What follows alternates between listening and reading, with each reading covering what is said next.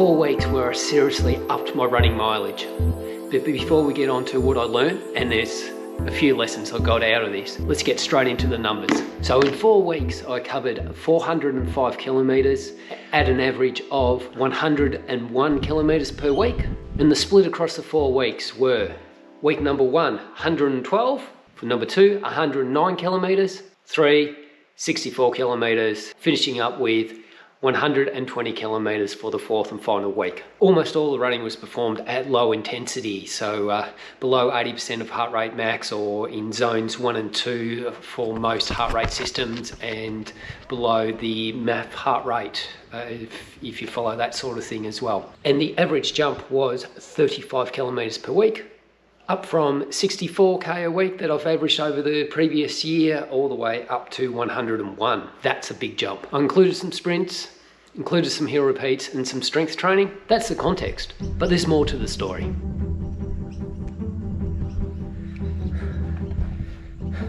I'm really feeling the extra volume today. The legs are just feeling not only heavy, but the joints are aching. They're just feeling like they're not up to it. However, that's one thing you get with increasing volume.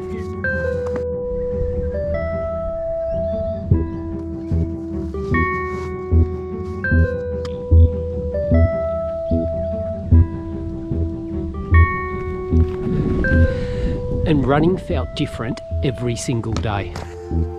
It was really hard to predict how I was going to feel and how fast or slow each run was going to be ahead of time.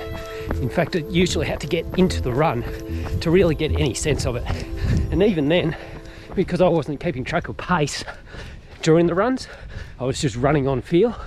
My predictions at the time, particularly in the early part of the program, was a fair bit off. However, there was one thing that was predictable on any of the harder runs, such as the hill reps, or anything where I wasn't honest with myself and was really taking it on the low intensity or the easier side, where I just started creeping up and pushing that a bit more. Over the next day or two, my legs were definitely stiffer, sorer, and my energy was sapped. I'm thinking because the big increase in running volume already put me on the edge of what I could recover from or absorb. Well, anytime I up the intensity or just push that pace that little bit more, it's where I stepped over the line just a bit, but it's enough for my body to start saying, nah, that's too much. We're not ready to back it up again.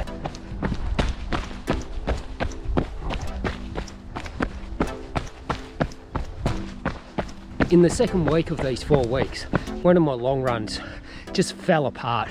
It was slow, it felt terrible, and I called it a fair bit shorter than planned. But it played on my mind a bit.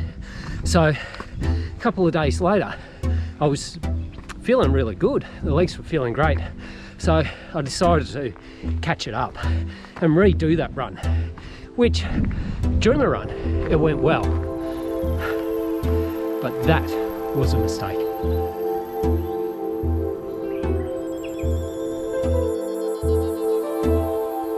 And week 3 fell apart. So the first couple of runs felt absolutely horrendous, and they got worse each day. So I took a full day off as a result, in the hope that would give my body the break it needed. And then after that full day off, I went out into my long run. So into the 3rd week, and this is my first 2.5 hour run. So I've gone 2:10, 2:20, and now this is going to be 2:30. But I have to say, this week, man, my legs have got nothing in them. I took yesterday off and it doesn't feel like it helped. And this has turned into probably my slowest run so far. Just got absolutely nothing in the tank, and the legs, they feel weak.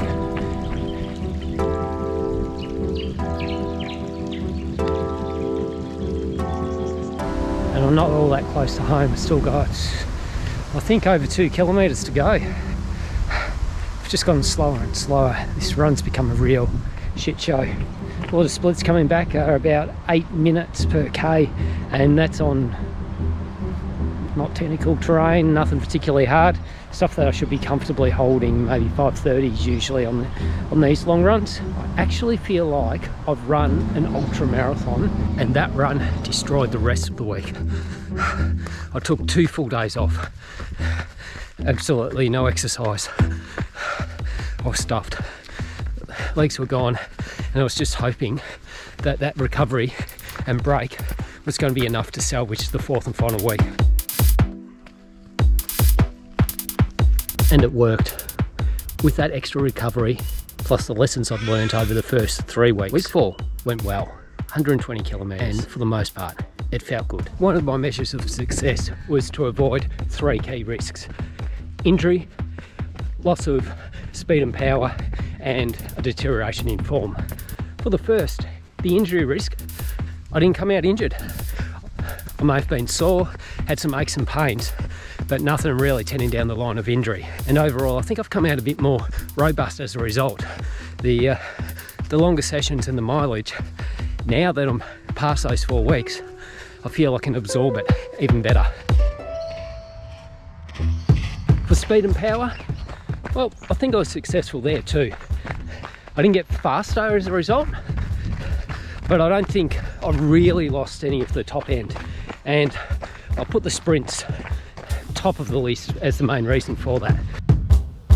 So I don't think I was any faster with the sprints at the end of it, but what I was much more relaxed. It was easier and more natural to go at the intensity of those sprints than it was at the start.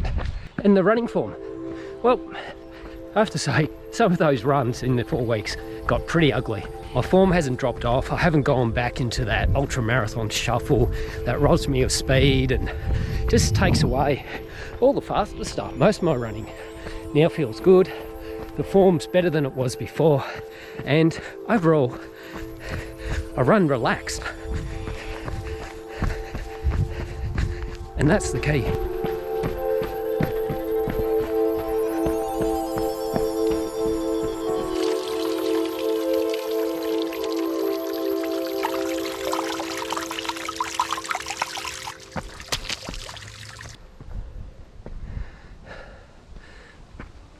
So if I was going to do this again, if I was going to really bump up that running mileage by about an extra 50%,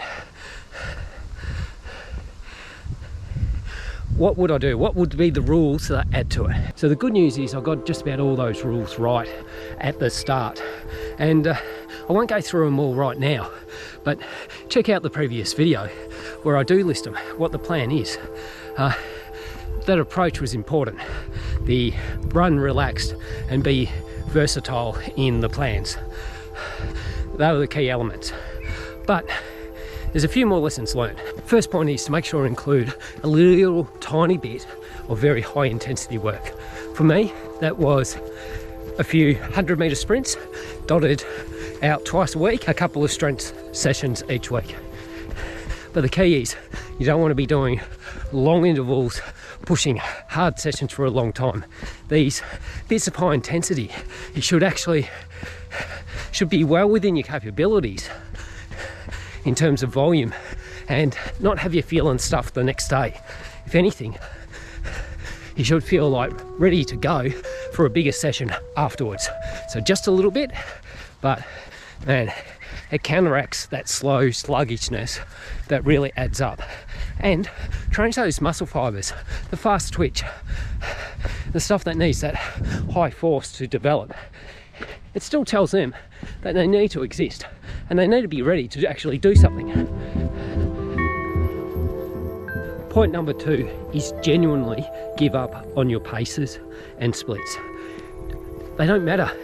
You don't care. And if I'm honest, the times that I pushed it a bit too hard and then suffered as a result was when I took notice of how fast I was running. So it took me out of being on feel, having that relaxed style of running and just operating at whatever the intensity was right for my body at the time. As soon as I started thinking about paces and times, I got faster, and that put me at and over the edge of my recovery at times. And the third point for what I would do if I was going to really jump up the running mileage. So get those kilometres up from an average of 64k a week to up over 100, I'd have to make sure that I didn't have any big stresses going on in the rest of my life.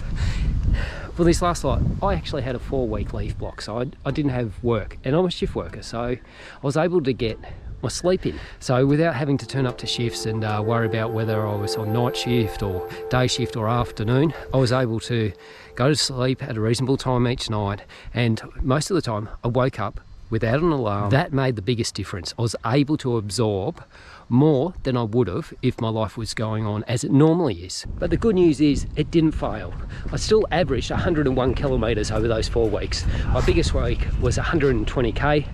I'm feeling fresher, I'm feeling fitter and healthier as a result, and I think I've started a good new base to really improve my running. This mindset's good. I'm back at work. There's more running adventures to come. Keep on running.